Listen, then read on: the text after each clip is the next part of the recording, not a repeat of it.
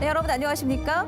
이 좁은 도로를 운전하다 보면 어쩔 수 없이 중앙선을 밟게 되는 경우가 있는데요. 이런 도로에서 고의로 교통사고를 내고 보험금을 타온 일당이 붙잡혔습니다.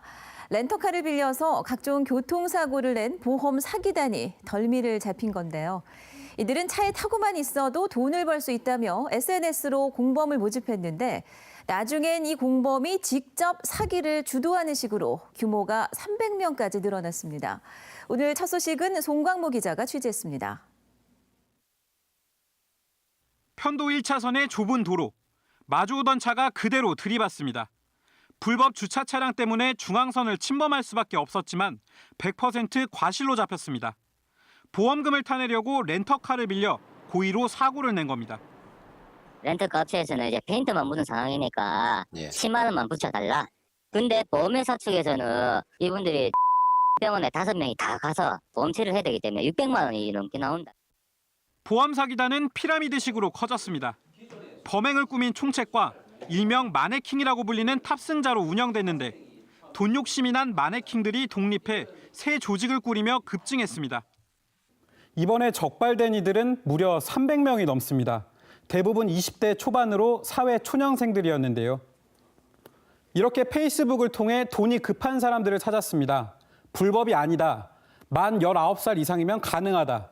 그리고 비밀은 보장된다며 공범을 모집했습니다. 운전에 서툴다 보니 억지로 사고를 내려다 큰 사고로 이어지기도 했습니다. 끼어드는 차에 살짝 갖다 대려다 실수로 가속 페달을 밟아 중앙분리대를 들이받습니다. 길을 걷다 일부러 손을 갖다 대는 일명 손목치기 수법을 쓰기도 했습니다.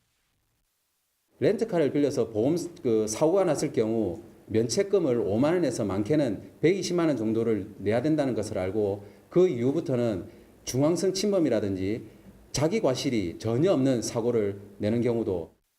경찰은 고의 사고를 당해 벌점을 받거나 입건된 운전자들의 이력을 모두 취소해주기로 했습니다. 또 22살 한모 씨 등 305명을 붙잡아 모집 총책 18명을 구속했습니다.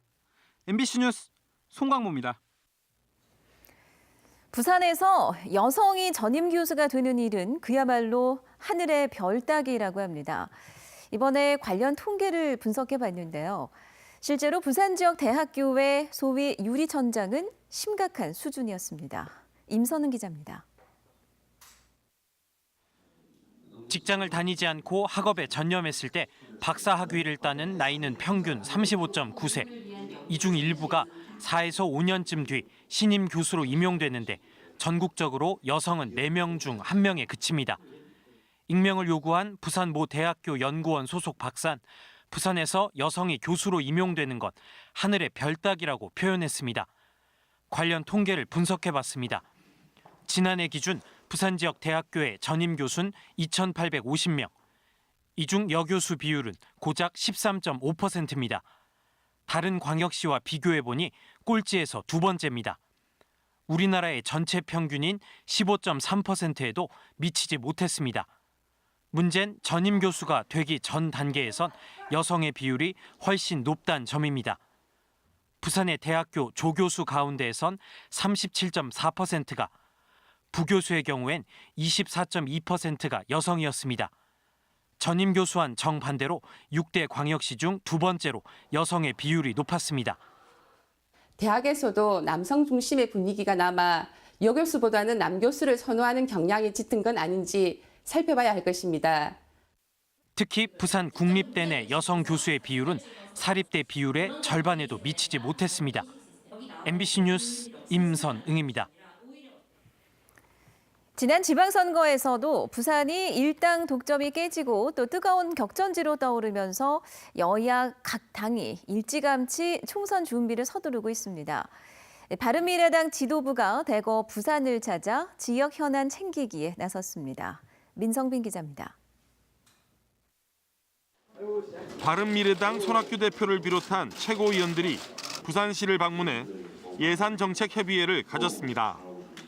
음주운전 희생자인 윤창호 씨를 기리는 재활센터 건립과 부마민주항쟁 국가기념일 지정 등 지역 현안을 논의했습니다. 부동산 규제 해제하는 부분도 부산시에서 지금까지 계속 정부에 촉구해왔던 것이고 우리 당도 촉구해 왔던 것이기 때문에 좀 더 힘을 실어서 서울과 똑같은 잣대로 하면 안 된다. 바른미래당은 지난 지방선거에서 부산시장과 기초단체장 등 67명의 후보를 내고도 단 한 명도 당선되지 못했습니다. 현재 부산의 바른미래당 선출직은 해운대갑 국회의원인 하태경 최고위원 1명뿐. 이대로라면 내후년 4월 총선 결과도 어두운 상황에서 지도부가 직접 일찍부터 지역 민심 챙기기에 나선 것으로 풀이됩니다. 지역 조직 재정비에 나서는 한편 총선 구도의 핵심인 인재 영입도 발빠르게 추진할 방침입니다. 또 많은 분들이 지금 지역위원장의 공모에 응하고 있고 여기 계신 하태경 최고를 비롯해서 훌륭한 인재들이 많이 있습니다. 총선을 17개월여 앞두고 일당 독점이 깨져버린 부산에서 민심을 잡기 위해 여야 각 당이 일찌감치 활발한 움직임을 보일 것으로 전망됩니다. MBC 뉴스 민성빈입니다.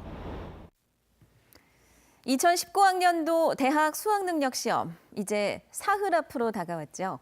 부산에도 수능 문답지가 도착을 했는데요. 이제 수험생들은 마지막 날까지 컨디션 조절을 잘하는 것이 무엇보다 중요해 보입니다. 김민아 기자입니다. 수능 문답지를 실은 대형 차량이 들어옵니다. 문이 열리자 빼곡히 쌓인 상자들이 모습을 드러내고 서둘러 옮기는 작업이 시작됩니다. 자, 1교시 하차요. 도착한 수능 문답지는 철저한 경비 속에 부산 지역 학교 2곳에 보관된 뒤 수능 당일 새벽 각 시험장에 배부됩니다. 부산 지역 수능 시험장은 모두 59곳. 응시자는 지난해보다 204명이 줄어든 33,973명입니다. 수험생들은 시험 전날인 14일 예비 소집에 참가해야 하고 시험 당일엔 오전 8시 10분까지 고사장에 입실해야 합니다. 반입 금지 물품은 꼭 확인해야 합니다. 시계는 아날로그식만 허용되고 전자시계와 휴대폰 등 모든 전자기기는 금지됩니다. 또 올해부터는 전자담배를 소지할 수 없고 통신이나 블루투스 기능이 있는 이어폰도 금지돼 각별히 주의해야 합니다.